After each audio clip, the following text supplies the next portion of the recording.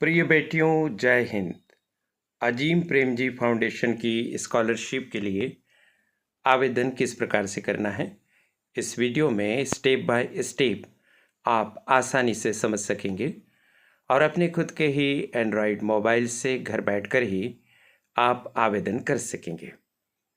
जैसा कि आपको ज्ञात है, फाउंडेशन ने फर्स्ट ईयर में इस साल एडमिशन लेने वाली छात्राओं के लिए 30,000 रुपये प्रतिवर्ष की छात्रवृत्ति की एक योजना की घोषणा की है। इस छात्रवृत्ति या स्कॉलरशिप के लिए इस समय फॉर्म भरने की प्रक्रिया चल रही है। 10 सितंबर से ऑनलाइन फॉर्म भरना प्रारंभ हुआ। लास्ट डेट है 30 सितंबर।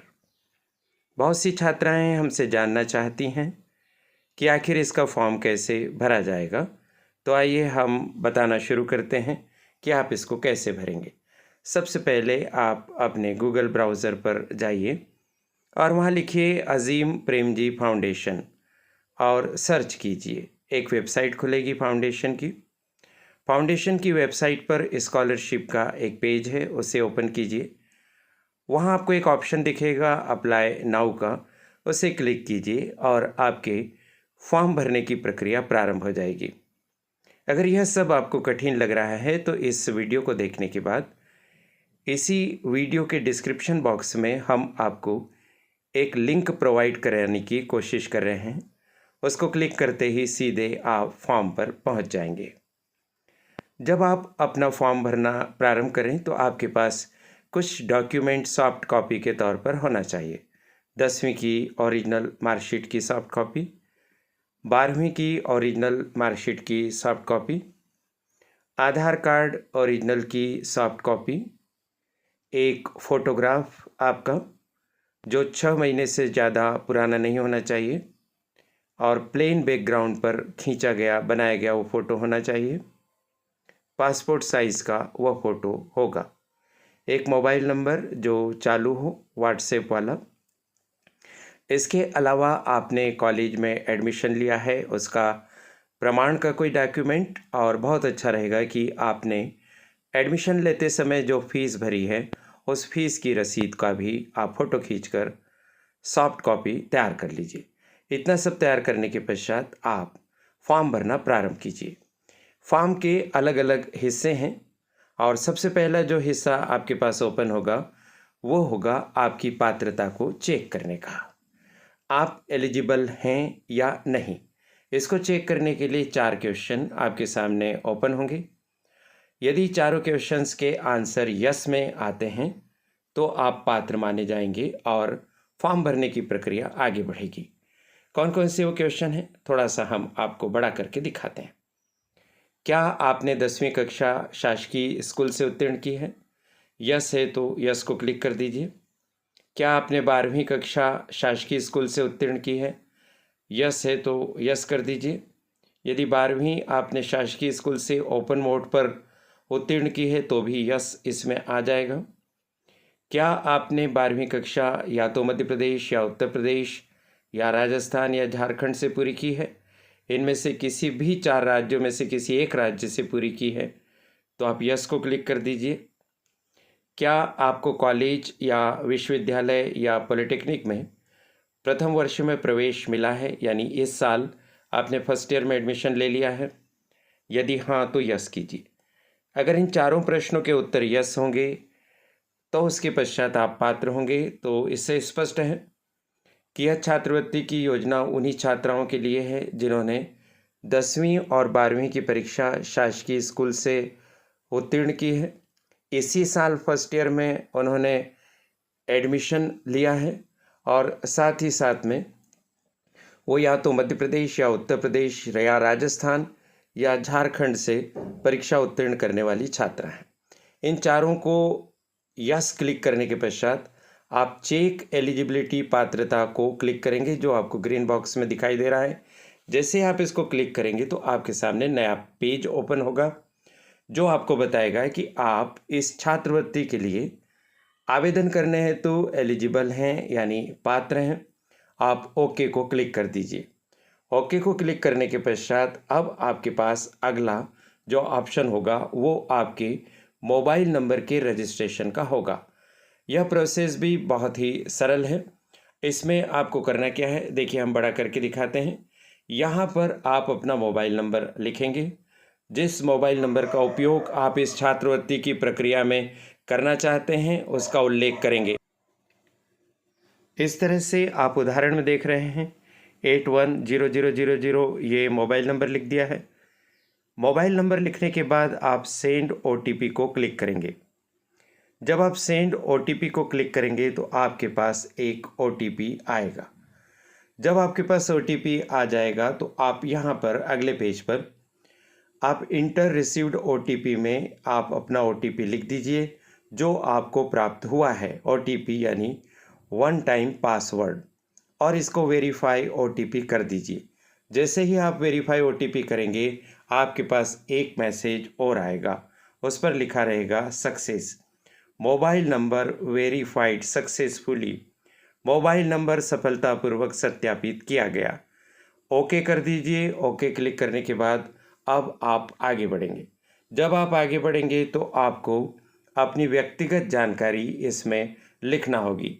देखिए क्या क्या जानकारी लिखनी होगी। सबसे पहले आप लिखिए फर्स्ट नेम, जैसे यहाँ एग्जाम्पल में रानी बताया है।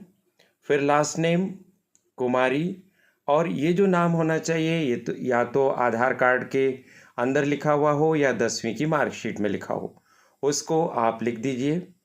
फिर उसके बाद क्या आपके पास आधार अवेलेबल है। यहाँ पर आप देख पा रहे हैं कि आधार अगर नहीं है तो भी आप इस पोर्शन को भर सकेंगे, लेकिन चूंकि आपके पास आधार कार्ड ज़रूर होगा तो आप यस वाले को क्लिक करिए।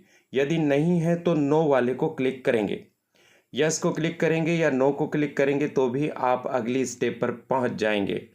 आप यस को क्लिक कर दीजिए और उसके बाद आधार नंबर आप लिखिए।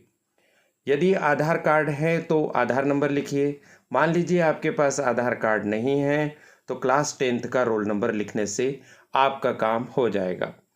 इसके बाद आप एक पासवर्ड बनाइए। पासवर्ड आप अपने हिसाब से बनाइए। इसमें कुछ निर्देश दिए हुए हैं कि कैपिटल लेटर चाहिए, स्मॉल लेटर चाहिए और एक अंक भी कम से कम चाहिए। पासवर्ड बना लीजिए। ऐसा पासवर्ड बनाइए जो आपको याद रहे, और उसके बाद उसी पासवर्ड को दोबारा और लिख दीजिए। ऐसा लिखने के बाद रजिस्टर को क्लिक कीजिए। क्या आप ये समझ गए दो आपको बॉक्स क्यों दिए गए हैं?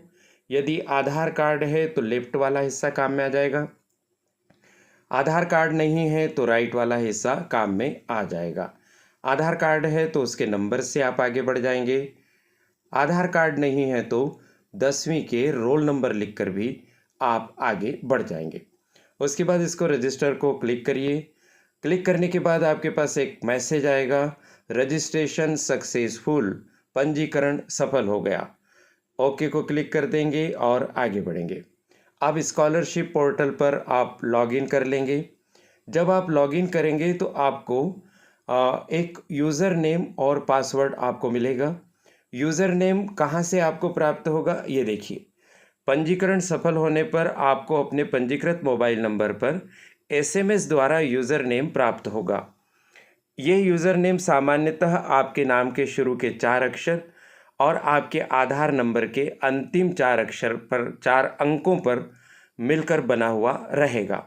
आप उस यूज़र नेम को अच्छे से नोट कर लीजिए एक जगह, और फिर यहाँ पर उस यूज़र नेम को आप लिखिए। आपने यूज़र नेम लिखा। यदि आपको पासवर्ड को रीसेट करना है तो पासवर्ड रीसेट कर लीजिए। इसकी ज़रूरत नहीं पड़ती पासवर्ड रीसेट करने की। आप आगे बढ़ जाइए सीधे, और जो एक बार पासवर्ड आपने बना लिया है उसी पासवर्ड से आप अपना काम करिए। अब यहाँ पर देखिए आपकी प्रोफाइल खुलेगी आगे चलकर, तो अपनी प्रोफाइल को कंप्लीट करना है। प्रोसीड को आप क्लिक करेंगे तो आगे बढ़ेंगे। आपसे भाषा चुनने का ऑप्शन भी मिलेगा। आपको जिस भाषा में अच्छा लगता है काम करना वो भाषा आप चुन लीजिए जिसमें कंफर्टेबल हैं। हिंदी तो हिंदी और इंग्लिश तो इंग्लिश। इसको चुनने के बाद अब आप देखिए आपकी प्रोफाइल बनेगी। यहाँ हिंदी वाला आपको दिखाई दे रहा है, नाम लिख दीजिए। या जब आप नाम लिखेंगे ना तो वो इंग्लिश में ही लिखा जाएगा, ये बात को ध्यान रख लीजिएगा आप। चाहे आपको सूचनाएं हिंदी में मिलेगी लेकिन नाम इंग्लिश में ही आपको टाइप करना होगा। नाम लिख दीजिए, या उदाहरण में रानी बताया है, जेंडर फीमेल ही आएगा क्योंकि ये लड़कियों के लिए है। मोबाइल नंबर लिख दीजिए, फिर उसके पश्चात फ़ोन नंबर की पुष्टि हो गई है वही वाला नंबर लिखिए। आधार नंबर लिखिए, यहाँ आपका सरनेम हो गया है, जन्म तारीख लिख दीजिए और ईमेल आईडी भी आप लिख दीजिए। जब आप आधार नंबर लिखेंगे तो आपसे कहा जाएगा कि आधार कार्ड को अपलोड करिए। आपने उसकी फ़ाइल बनाकर मोबाइल में रख रखा है, अपलोड फाइल्स करेंगे तो पूछेगा कहाँ पर है, वहाँ से आप आधार कार्ड की फ़ाइल को क्लिक कर दीजिए और वो यहाँ पर अपलोड हो जाएगी। आप देखिए जेपीजी फाइल में ही यहाँ पर अपलोड हो रही, तो पीडीएफ बनाने की ज़रूरत नहीं है। आप जेपीजी फाइल में यानी जैसी आपने फ़ोटो खींची है वैसे ही आप यहाँ पर अपलोड कर लेंगे। इसके बाद आगे बढ़िए, प्रोफाइल का अगला हिस्सा, आपका एड्रेस क्या है कम्युनिकेशन का, जहाँ पर आपके पास कोई चिट्ठी वगैरह आ जाए तो आपको स्टेट चुनना है। मध्य प्रदेश के हैं तो मध्य प्रदेश को चुन लीजिए। फिर उसमें ज़िले के पूरे नाम होंगे, उसमें से आप क्लिक कर दीजिए। मान लीजिए आप बड़वानी के हैं तो बड़वानी क्लिक कर दीजिए। संचार के लिए पता, जैसे 130 old housing board colony Barwani, जो भी आपके मकान का पता है वो लिख दीजिए। पिन कोड लिख दीजिए, जैसे बड़वानी का पिन कोड 451 551 है। अगर आपको पिन कोड नहीं मालूम है तो आप गूगल से सर्च कर लीजिए। जैसे मान लीजिए आपको खरगोन का पिन कोड चाहिए तो आप लिख दीजिए पिन कोड आप खरगोन, तो गूगल आपको बता देगा। ये सब जानकारी भरने के बाद इसे आप सेव कर लीजिए। सेव करने के पश्चात अब यहाँ पर आगे बढ़े, फिर आपके सामने आवेदन डैशबोर्ड खुलेगा। साथियों, फॉर्म लंबा ज़रूर है लेकिन ये बहुत सरल है। जैसे जैसे आप बढ़ते जाएंगे वैसे वैसे स्वयं ही आपको पता चलते जाएगा कि क्या करना है। हिंदी भाषा में ये क्लिक है। आगे बढ़ने की जानकारी के लिए क्रिएट एप्लीकेशन बटन को ये दिखाई दे रहा है, इसको आप क्लिक करेंगे और क्लिक करने के पश्चात आपसे पूछेंगे कि क्या आपको अजीम प्रेमजी फाउंडेशन के पार्टनर द्वारा रेफ़र किया गया है। यदि रेफ़र किया गया है तो हाँ लिखिए, और रेफ़र नहीं किया गया, आप अपने आप फॉर्म भर रहे हैं तो नहीं लिख दीजिए इसमें। ठीक है, अगर जैसे आप नहीं लिखेंगे तो आगे की किसी एंट्री की ज़रूरत नहीं पड़ेगी। और यदि आपने किसी से रेफरेंस लिया है तो उसका भरिए, वरना उसमें नो कर दीजिए।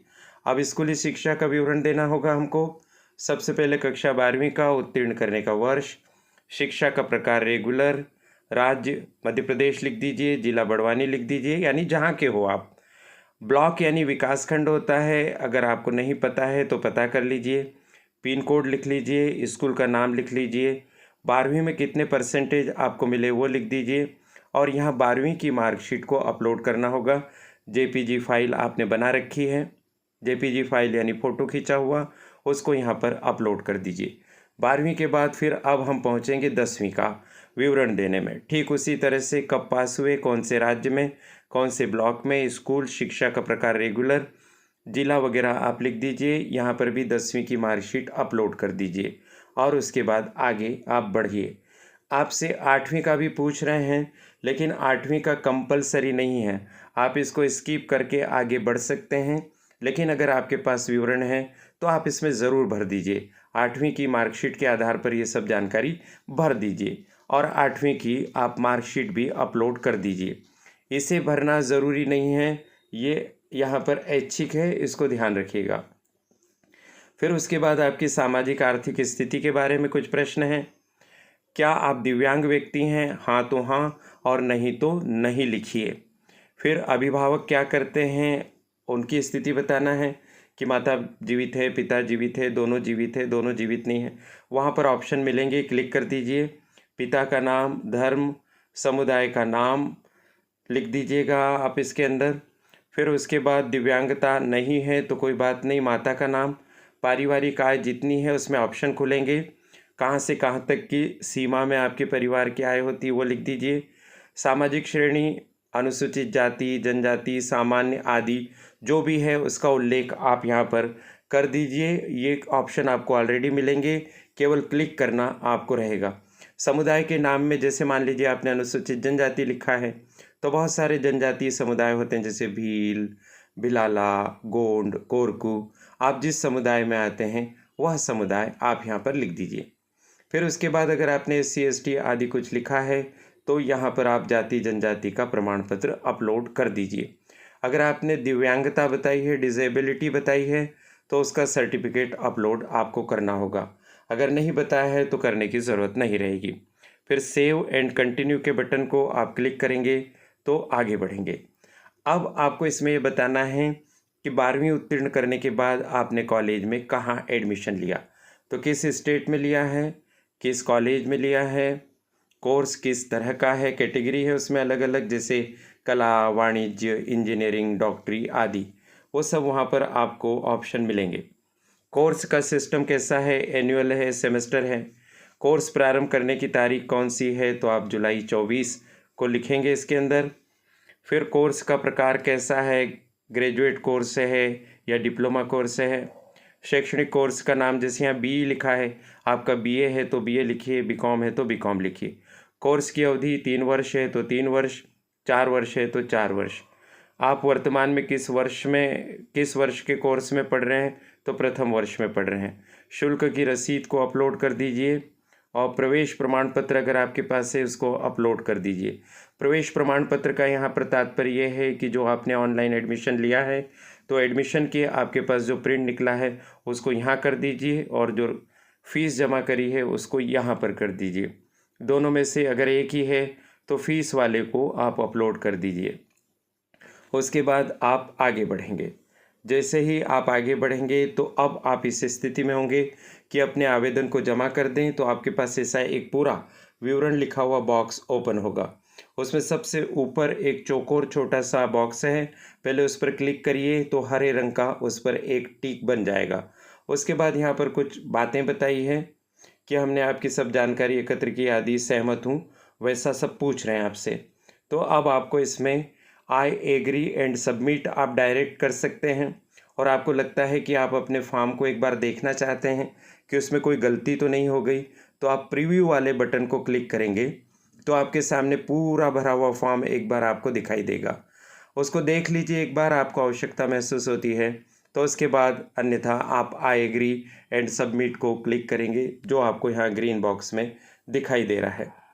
जब आप उसको सबमिट करेंगे तो आपका आवेदन जमा हो जाएगा और जमा होने के पश्चात अब आप अगली प्रक्रिया का इंतज़ार करेंगे। आपके पास सूचना आएगी, आपका चयन होगा।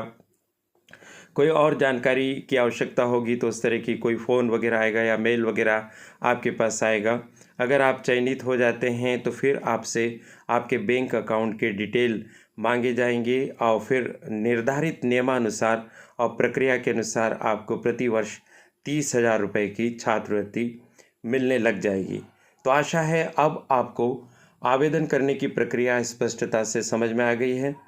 अब आप किसी भी प्रकार का विलंब मत कीजिए, अभी मोबाइल उठाइए और ऑनलाइन आवेदन आप कीजिए। अभी भी आपको कोई परेशानी आ रही है तो इसी वीडियो के कमेंट बॉक्स में लिखिए, हम जवाब देने का प्रयास करेंगे। जवाब अगर विस्तार से होगा तो अलग से वीडियो बनाकर भी आपकी सहायता करेंगे।